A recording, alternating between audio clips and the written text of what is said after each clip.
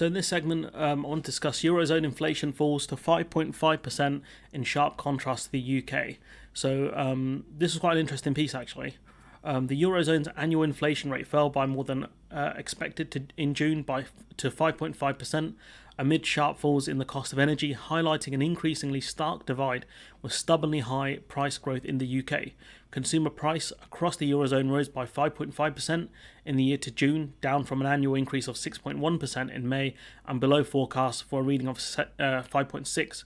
According to Eurostat, the EU statistical agency said energy contributed the most to the falling headline rate, after 5.6% fall average in the price year to June, compared with an annual decline of 1.8% in May. So I'd be interested to see how Eurozone inflation is calculated, because the inflation around the Eurozone is very different. Latvia, which still has very high inflation, versus Spain, which is very low. So you can see Latvia were in the 20s at one point. Now they're at, their inflation growth rates at around 12%, I'm going to say, whereas Spain is under 5, about 2.5. Lucky for those who live in Spain, I guess. But I'd want to see how the Eurozone actually do calculate their figure, which is a bit tricky to find. It's frustrating. But, the Bank of England will never tell us the basket of goods they use. So, what can I expect from agencies that do not want to tell us what's going on? And I'm not a fan of comparing the UK to the Eurozone, because there are so many different levels of economies there. When you compare growth figures and things like that, I'd rather look at the G7, I'll be honest. Brexiteers keep talking about how much the EU is struggling. Not every EU member state uses the euro, but Brexiteers love the comparison, so let's play. Germany have lower inflation than the UK, which is nuts, because of their trading reliance on Russia. You would assume that they would have much higher inflation than us, but they don't.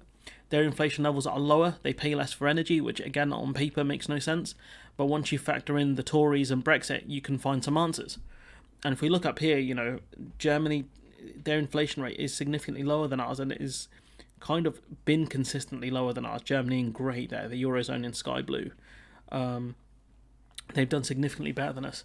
Food, alcohol, tobacco inflation slowed from 12.5% in May, but remained in double digits, which is, not great for food especially. The Eurostat figures contrast with the UK's annual inflation rate, which remained elevated in May at 8.7%, the highest level in the G7. Amid growing fears the Bank of England will be forced to drive interest rates above 6% to try and bring inflation back down. And with the Bank of England spamming interest rate rises, which again is not the right policy, and the government going to the Ivan Drago school of if he dies, he dies, I can't see things getting better for the UK. As global energy prices come down, the other European countries should continue to do okay. Prices for food might be iffy because of fuel and fertiliser costs, but for the UK the picture is different because we have no staff to pick the stuff, and we'll always be reliant on imports, which will be expensive predominantly because of Brexit, the import checks.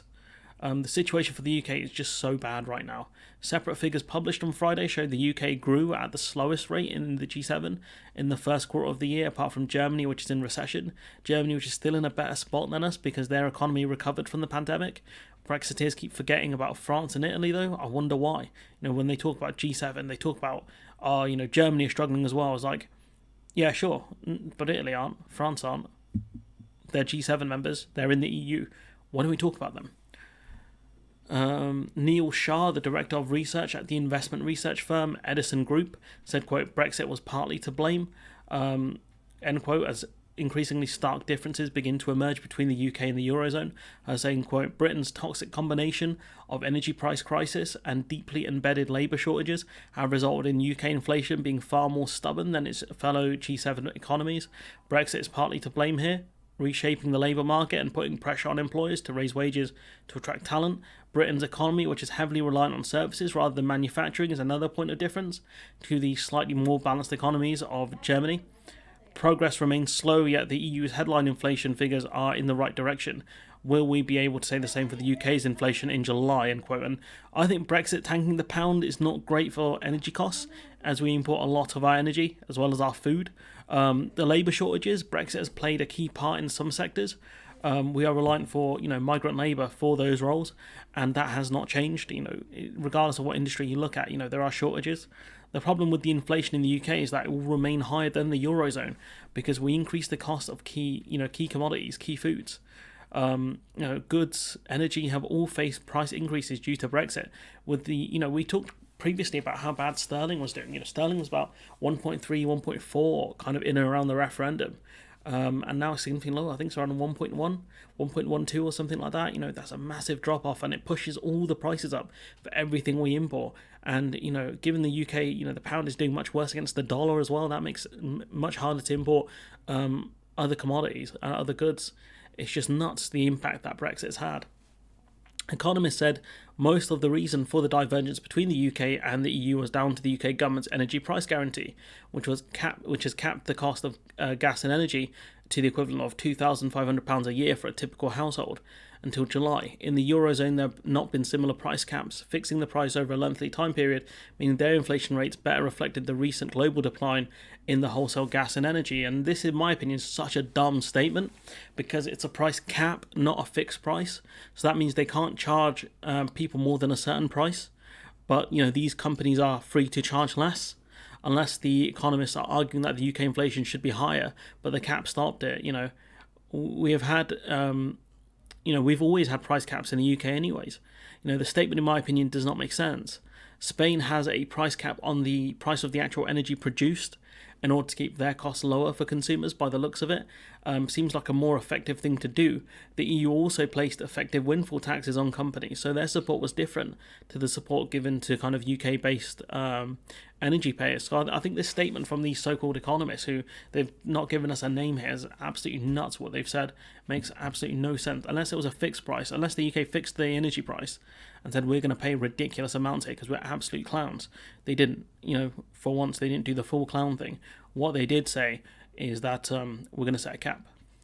And this from Robert Peston I found quite interesting. He interviewed an ex-Bank of England chief economist, Andy Haldane, and they said the bank should pause the lifting of interest rates. Today in the FT, he elaborates, warning that the Bank of England is pursuing a new form of austerity, saying, quote, over a decade ago, in pursuit of lower debt, the UK enacted fiscal austerity. This ruptured growth and was self-defeating for debt. Today, in the pursuit of lower inflation, monetary austerity risks the same fate. It is time to steer the stampeding herd away from the cliff edge for the sake of the financial security of millions of people and the credibility of our political institutions, end quote. And, it's very true. Austerity killed growth in this country. It was a really stupid idea and economically illiterate. Raising the interest rates as much as they have done, again, I don't know how many times I have to keep saying this. The problem in the UK is the inflation is supply side, not demand side.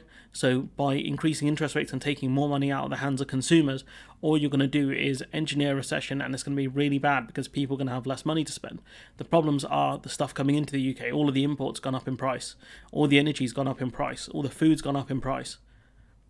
All the cost of basic things have gone up in price tremendously. So for these people to come out with these statements, absolutely economically illiterate, and the problem is because they all go to the same places and study from the same economic papers and have groupthink, they think it's the right answer to do. And you've got this guy here, he used to work for the Bank of England, saying this is dumb.